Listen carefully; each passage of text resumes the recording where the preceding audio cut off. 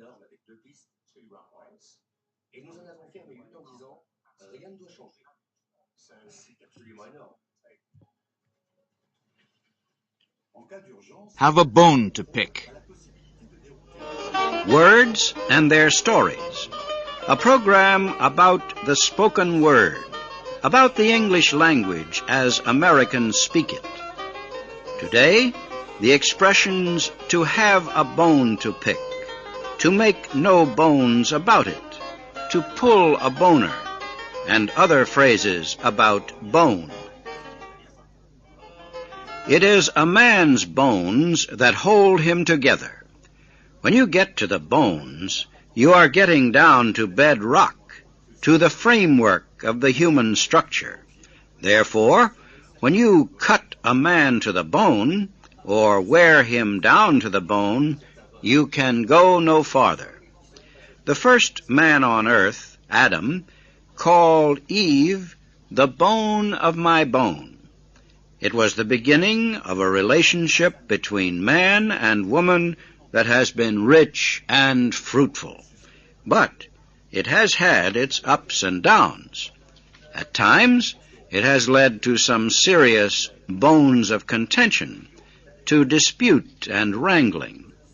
This bone of contention has never entirely ceased. It continues today with greater sharpness than ever. It has produced a sweeping and successful revolutionary movement by women. For them, no more of this bone of my bone business claimed by Adam. They mean to bring to an end this kind of enslavement. They have a bone to pick with society and the forces that rule it. In short, men. The expression, to have a bone to pick with someone, is more than 500 years old. It simply means to have an issue to settle, a complaint that must be answered. The Germans say, a bird to pluck. The French, a knot to pick. Although women have suffered from the injustices of men more years than anyone can remember, they have often made no bones about speaking up and showing they were ready to rebel. This is more true today than at any time in the past.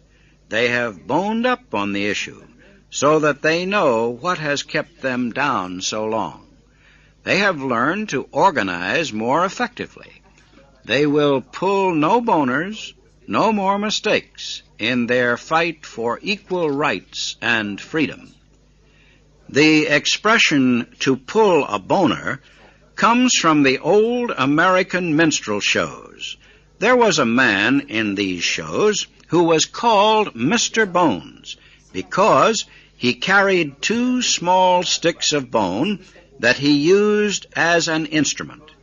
He was asked questions by one of the other men in the show just to get stupid but funny answers.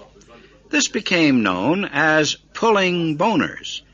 But in time, the expression to pull a boner meant something more than getting an answer to make you laugh.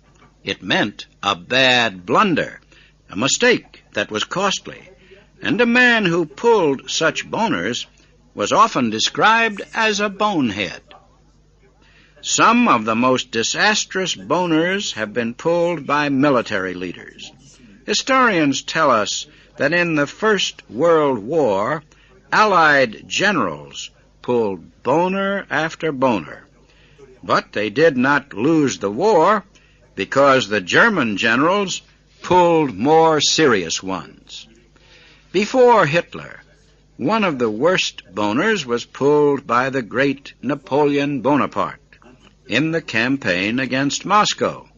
We all know what happened to his army in its retreat from the capital city.